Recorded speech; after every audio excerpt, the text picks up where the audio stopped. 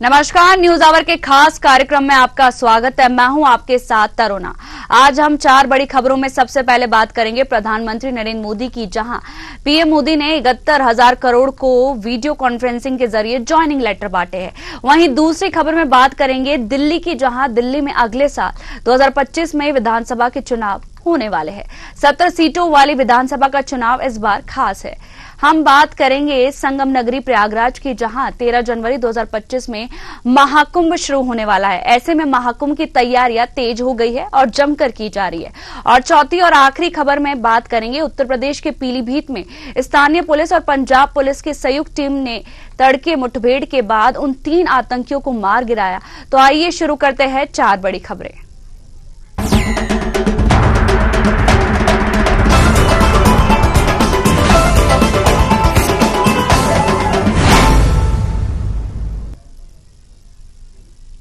प्रधानमंत्री नरेंद्र मोदी ने 71,000 युवाओं को वीडियो कॉन्फ्रेंसिंग के जरिए ज्वाइनिंग लेटर बांटे हैं। देश के 45 जगहों पर आयोजित रोजगार मेले आयोजित किए गए थे। बता दें, लोकसभा चुनाव 2024 के बाद प्रधानमंत्री मोदी के तीसरे कार्यकाल का यह दूसरा रोजगार मेला है। पीएम मोदी ने पिछले 1.5 साल में एनडीए की सरकार में करीब 10 लाख पक्की नौकरियां भी दी गई। पहले भी सरकारों ने ऐसा नहीं किया है।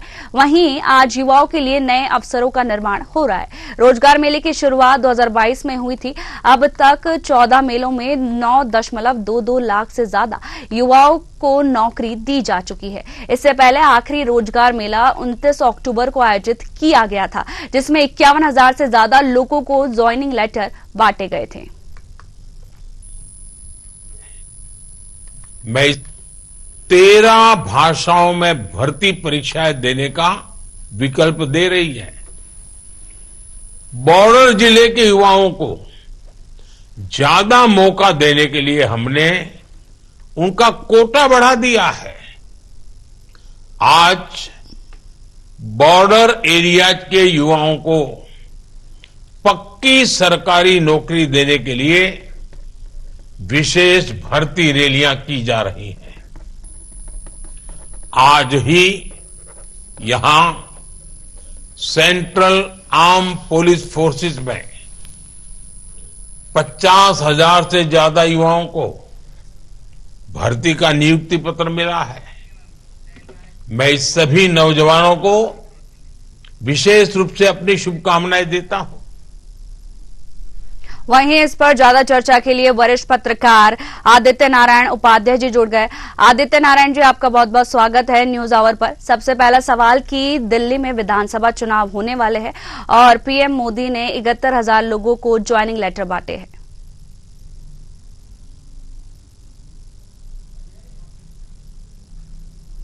आपको मेरी आवाज आ रही है? जी बिल्कुल।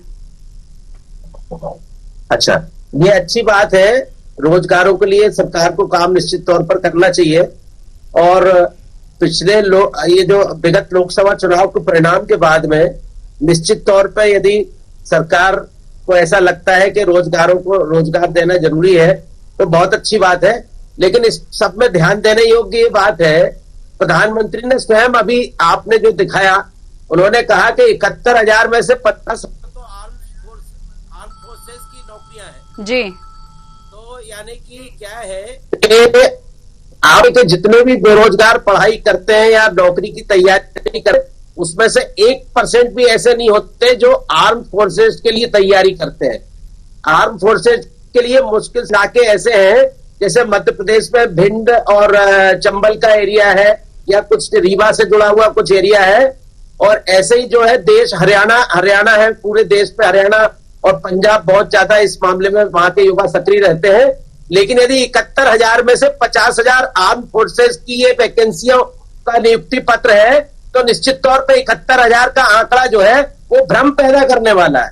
तो देश में जिस तरीके से बेरोजगारी बढ़ी हुई है, तो आम बेरोजगार जिन नौकरियों के लिए ट्राई करते हैं या तैयारी करते हैं, ये उनमें से सिर्फ 21,000 है। जी, आप ये देखें कि कुल मिला के यदि सरकार को बनने के बाद में 21,000 लोगों को रोजगार दे रहे, अच्छी बात है, रोजगार तो लोगों को मिलना ही चाहिए। लेकिन 21,000 रोजगारों को 71,000 बता करके इस तरीके से भ्रमित करने वाली बात जो है कुछ जमती नहीं है। सरकार और सरकार वास्तव जो सीधा रहता है वो सीधा आम जो है बेरोजगार को रोजगार देने का रहता है, और निश्चित तौर पर आर्म फोर्स तैयारी करते हैं, वो तैयारी अलग ढंग की रहती है, वो 1% भी नहीं होते। जी, जैसे कि पीएम मोदी ने निशाना भी साधा है और कहा है कि पहले की सरकार ने ऐसा कुछ नहीं किया है। नहीं, पहले की सरकारों में आर्म फोर्सेस की जो भर्तियां होती थी वो चुपचाप हो जाती थी। आर्म फोर्सेस की बातें ढिंडोरा पीटने की नहीं होती है। जो हमारी सुरक्षा और उससे जुड़े हुए एजेंसियां और जो संगठन है, उनमें जो भर्तियां होती है, उनको इस तरीके से ढिंडोरा कभी नहीं पीटा गया। अब यदि ये ढिंडोरा पीटा जाता है तो ये कोई उपलब्धि नहीं कही जा सकती। ये आप ढिंडोरा पीटना कैसे बोल रहे हैं कि ढिंडोरा पीटा जा रहा है? क्योंकि 71,000 को दिया है अभी पीएम मोदी ने ज्वाइनिंग लेटर, और पहले वाली जो सरकार ने आपने बोला कि नहीं ढिंडोरा पीटा जा रहा है, तो मतलब बताया तो गया होगा ना। इसके पहले जो सरकारें रही हैं, कहीं पे भी थोकबंद तरीके से, इस तरीके से ऑनलाइन जो है वो नियुक्ति पत्र बांटने का जो नाटक जो नहीं चला करता था। नियुक्तियां हो जाती थी, रोजगार कार्यालय में लोग अपना नामांकन दर्ज करते थे बेरोजगार के तौर पर, रोजगार कार्यालय से सीधे कई बार जो है वो नियुक्ति पत्र सीधे लोगों के पास पहुंच जाते थे और लोग नौकरी करते थे। लेकिन अच्छी बात है यदि सरकार बेरोजगारों के लिए सोच रही है और आगे सोचे, और इस तरीके का कोई ज्यादा वो करने की आवश्यकता नहीं है, लेकिन नियमित रूप से रोजगार मिलना ही चाहिए, ये लोगों का मौलिक अधिकार है। जी, एक तरह से ये अच्छी पहल है क्योंकि जो बेरोजगार है उनको नौकरियां मिल रही है। फिलहाल तमाम जानकारियों के लिए आपका बहुत बहुत शुक्रिया।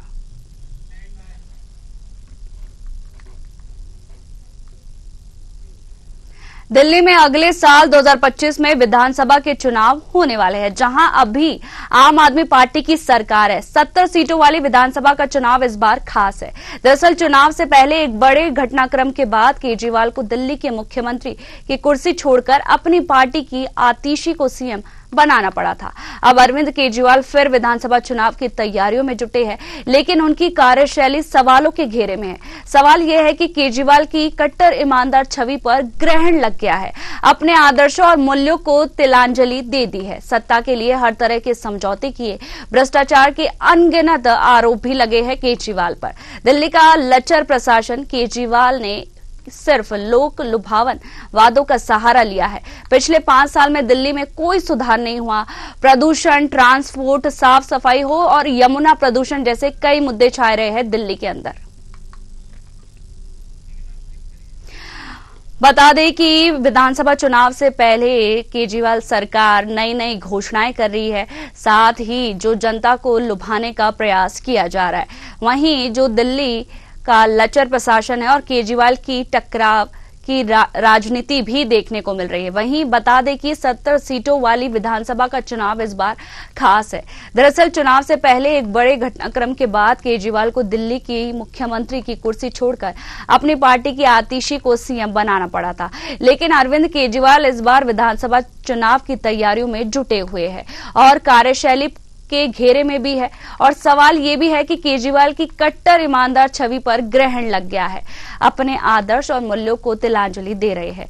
बता दें कि सत्ता के लिए हर तरह के समझौते किए हैं, चाहे वो भ्रष्टाचार के अनगिनत आरोप भी लगे हैं केजरीवाल पर। और दिल्ली का लचर प्रशासन केजरीवाल ने सिर्फ लोक लुभावन वादों का सहारा लिया है। पिछले 5 सालों में दिल्ली में कोई सुधार नहीं किया है, चाहे वो प्रदूषण हो, साफ सफाई हो और या फिर यमुना का प्रदूषण जैसे कई मुद्दे दिल्ली में छाए हुए हैं।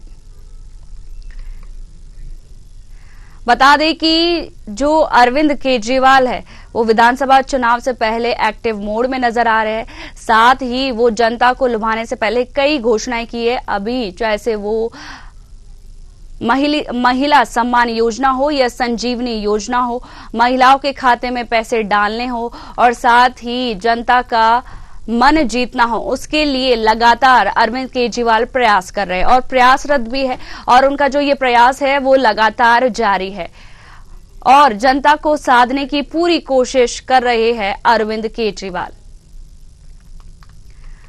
बता दें कि अब अरविंद केजरीवाल फिर विधानसभा चुनाव की तैयारियों में जुटे हैं और लेकिन उनकी कार्यशैली के सवालों के घेरे में भी है और केजरीवाल की कट्टर ईमानदार छवि पर ग्रहण लग गया है। और आपको ये भी बता दें कि अपने आदर्श और मूल्यों को तिलांजलि भी दे रहे हैं। वहीं सत्ता के लिए हर तरह के समझौते किए हैं अरविंद केजरीवाल ने, चाहे वो भ्रष्टाचार के अनगिनत आरोप भी लगे हैं उनके ऊपर और दिल्ली का लचर प्रशासन भी है। और जो केजरीवाल ने वादे किए थे, कई वादे पूरे भी किए हैं और कई वादे पूरे नहीं भी किए हैं, और उसमें प्रदूषण, ट्रांसपोर्ट, साफ सफाई और यमुना का प्रदूषण जैसे कई मुद्दे दिल्ली में छाए हुए हैं।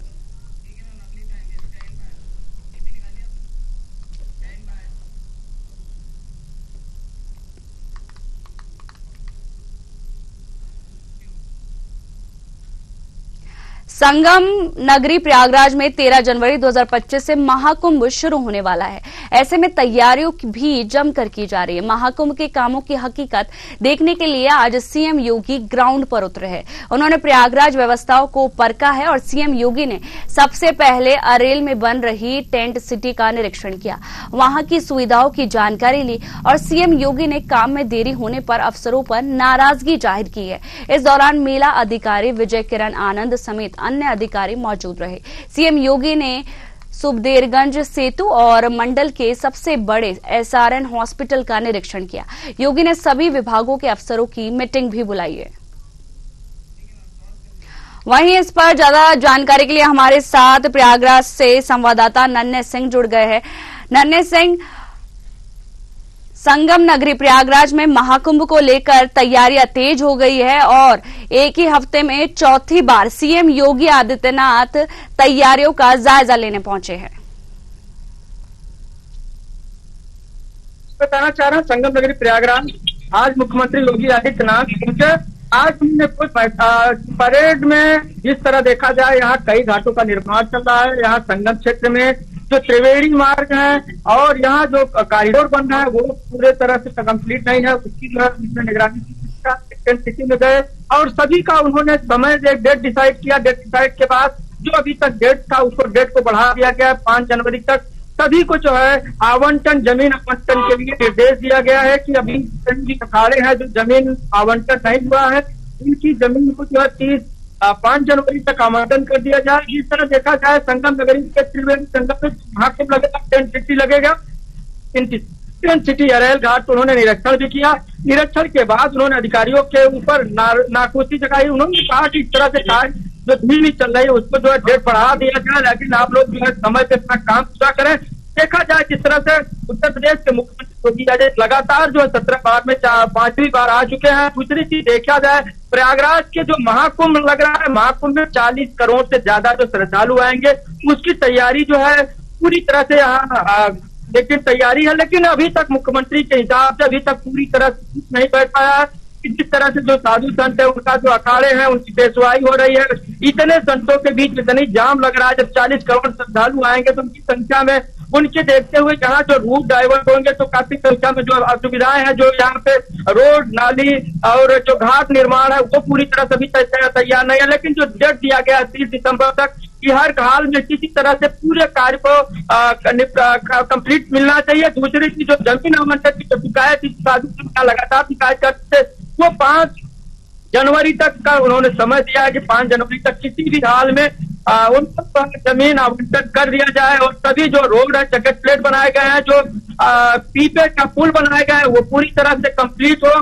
जो इस बार जो 2019 में जो है 22 पुल थे, लेकिन इस बार 30 पुल जरूर बनाए गए हैं, लेकिन अभी तक पुल पूरी तरह से तैयार नहीं हो पाए हैं। कुल मिला के 4 से 5 ही पुल अभी तक तैयार हो पाए हैं। 10 दिन का समय बचा है पूरे पुल को अभी तक तैयारी के लिए, क्योंकि 13 जनवरी से 26 फरवरी महाकुंभ की जो तैयारी है वो अभी तक नहीं हो पाई है। लेकिन मुख्यमंत्री योगी आदित्यनाथ ने जिस तरह संगम नगरी प्रयागराज के महाकुंभ में मां गंगा आरती किया, पूजा किया, उसके बाद यहाँ जो नाविकों के लिए उन्होंने एक पूजा अर्चना के बाद नाविकों के लिए उन्होंने ये आदेश दिया कि आप लोग जो है सुरक्षित रहें और जो यहाँ का महाकुंभ लगे।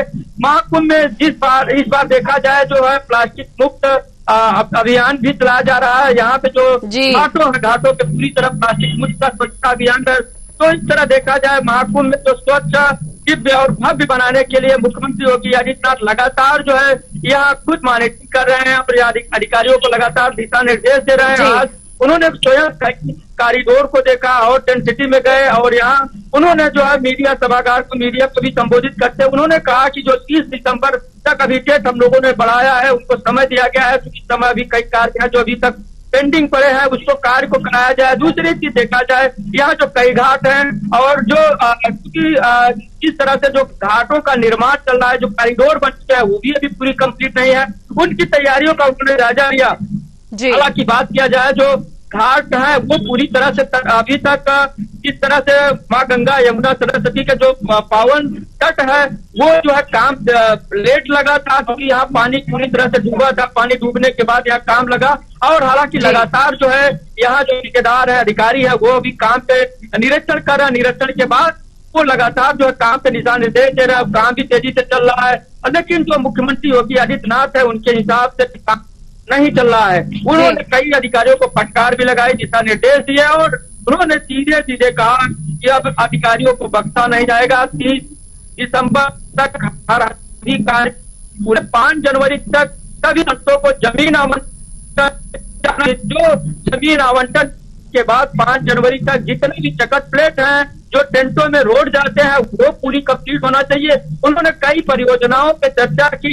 देखा जाए जिस तरह से यहाँ पे कई जो सस्ती कूप जो बन करके तैयार हो चुके हैं, लेकिन अभी ऐसे श्रद्धालुओं के लिए मुसीबत का सामना करना पड़ सकता है। जो रोड बने हैं, नाली यहाँ पे खुदाई चल रहा है, यहाँ जो इंटरलॉकिंग का काम जो जिस तरह से उन्होंने खुदाई करके रोका, लेकिन 5 दिसंबर तक 30 दिसंबर तक उन्होंने पूरी तरह से कॉरिडोर हो, चाहे नाली निर्माण हो, चाहे नन्हे सिंह, इस बार का जो महाकुंभ है वो काफी भव्य और दिव्य होने वाला है। साथ ही चाहे वो संत हो, सन्यासी हो या फिर नागा साधु हो, उनका जो जमावड़ा है और साथ ही श्री पंच दशनाम आह्वान अखाड़ा आना स्टार्ट हो गया है।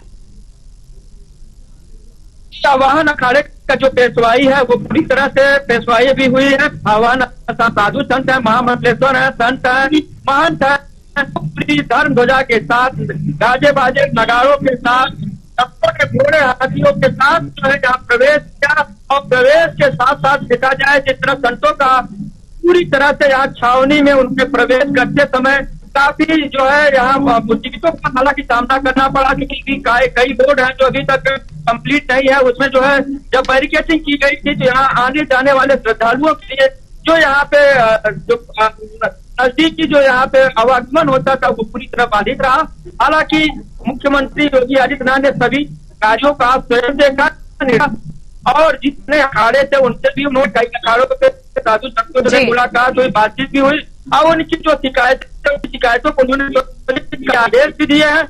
और किस तरह मीडिया को संबोधित करते हुए उन्होंने आज जिस तरह से कहा कि ये 30 दिसंबर का जो डेट डिसाइड किया गया उसी डेट पे सभी को काम पूरा हर हाल में करना पड़ेगा। 5 जनवरी तक सभी को जमीन आवंटन करना पड़ेगा। साधु संतों की जो नाराजगी है उसको दूर करना पड़ेगा। अगर ये दूर नहीं हुआ तो 5 जनवरी के बाद अधिकारी जो है कार्रवाई भी की जा सकती है। जी, महाकुंभ को लेकर तैयारियां तेज हो गई और साथ ही सीएम योगी आदित्यनाथ इसका जायजा ले रहे हैं। हम आगे भी इस पर आपसे अपडेट लेते रहेंगे। तमाम जानकारी के लिए आपका बहुत बहुत शुक्रिया नन्हे सिंह।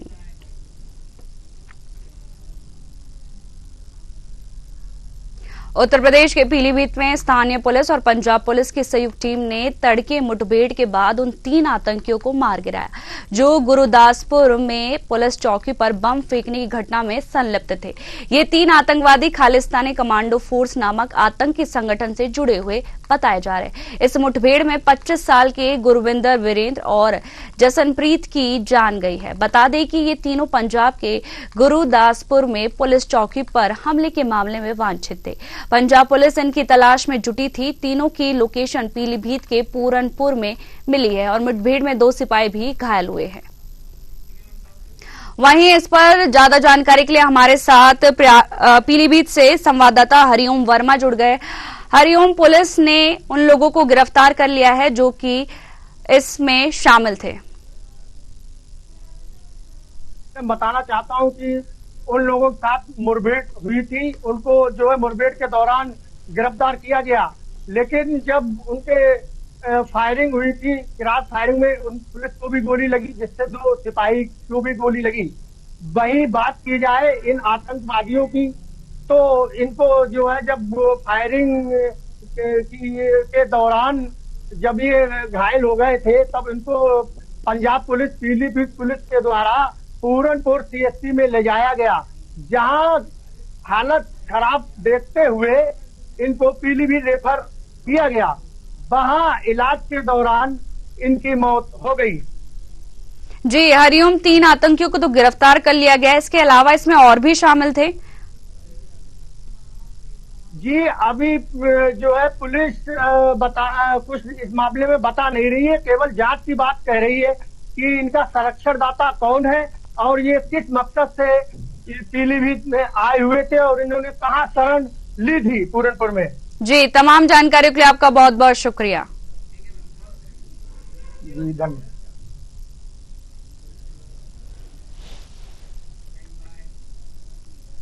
फिलहाल 4 बड़ी खबरों में इतना ही। बने रहिए न्यूज़ आवर के साथ। नमस्कार।